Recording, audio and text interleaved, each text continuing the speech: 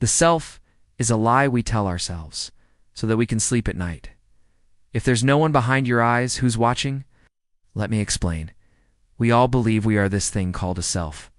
We think that we're this individual, an independent being, a soul, if you will, that is separate from everything else.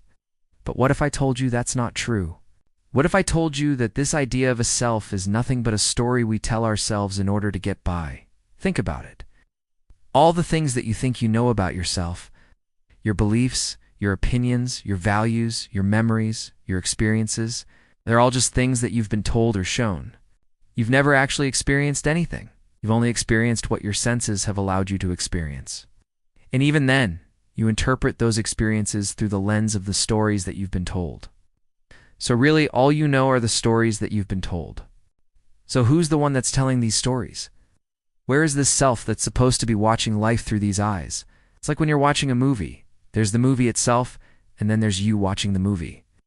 But when you close your eyes, the movie's still there. The movie keeps playing whether you're watching it or not.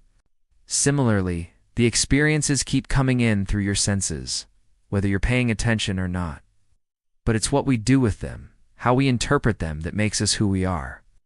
That's the movie in our head. That's the story we tell ourselves.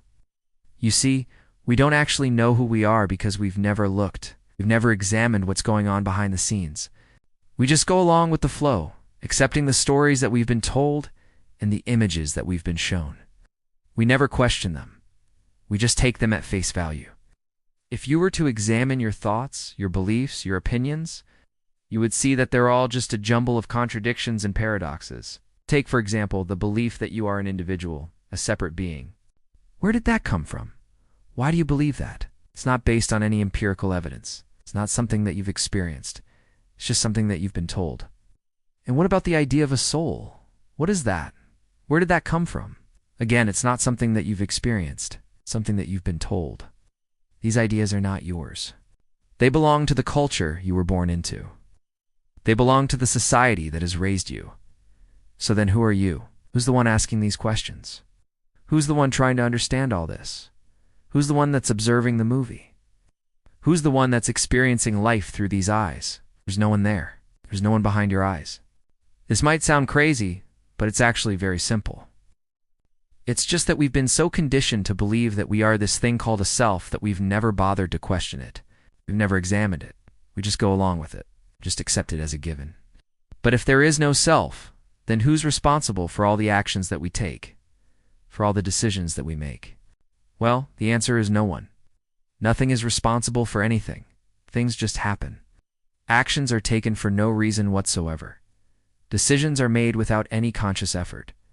This might seem like a chaotic view of the world, but it's actually very peaceful. When you realize that there is no self, that you are not this separate individual, you become free from all the expectations and pressures that come with that belief. You no longer feel the need to conform to societal norms or to live up to other people's expectations. You simply do whatever you want whenever you want, because there is no one behind your eyes telling you what to do. Now, I'm not saying that this is the ultimate truth. All I'm saying is that it's worth considering. It's worth examining what's going on behind the scenes, what's really happening when we think we're thinking. Because if there is no self, then we have the freedom to do whatever we want. We are not bound by the limitations of our conditioning. We are not limited by the boundaries that we've been taught to believe in. If there is no one behind your eyes who's watching, if this made you pause, even for a second, you're not like most people. We'll scroll past. But if you felt this, you're ready for truth. Subscribe for more clarity, more stillness, and more power.